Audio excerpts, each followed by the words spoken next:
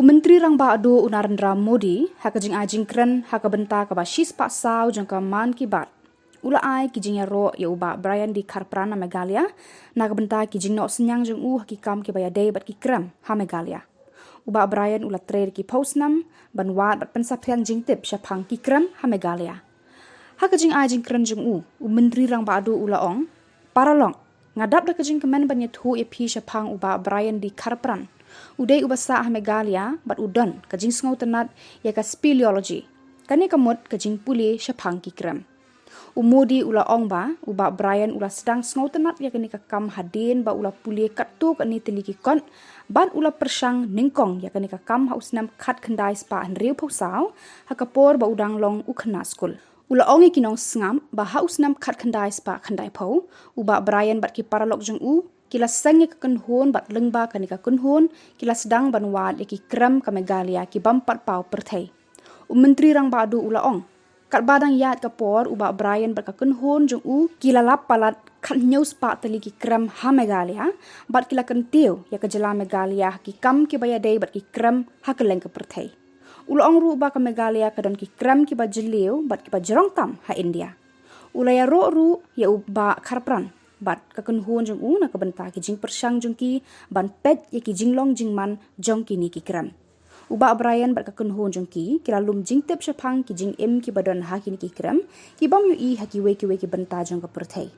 Ngaya ro shisha ye ki sen jam jong kani kakenhuan. Menteri Rang Baadu ula kenturu ye ki nong ngap makin lech Megalia bat ban lech pet ya ki ni ki kram. साथियों, मुझे Brian D Kharpran के बारे में बताते हुए बेहद खुशी हो रही है। ये मेघालय के रहने वाले हैं और उनकी स्पेलियोलॉजी में गजब की दिलचस्पी है। सरल भाषा में कहा जाए तो इसका मतलब है गुफाओं का अध्ययन। वर्षों पहले उनमें यह इंटरेस्ट तब जगा जब उन्होंने कई स्टोरी बुक्स पढ़ी। 1964 में उन्होंने एक स्कूली छात्र के रूप में अपना पहला एक्सप्लोरेशन किया। 1990 में उन्होंने अपने दोस्त के साथ मिलकर एक एसोसिएशन की स्थापना की और इसके जरिए मेघालय की अनजान गुफाओं के बारे में पता लगाना शुरू किया। देखते ही देखते उन्होंने अपनी टीम के साथ मेघालय की 1700 से ज्यादा गुफाओं की खोज कर डाली और राज्य को वर्ल्ड केव मैप पर ला दिया। भारत की सबसे लंबी और गहरी गुफाओं में से कुछ मेघालय में मौजूद है।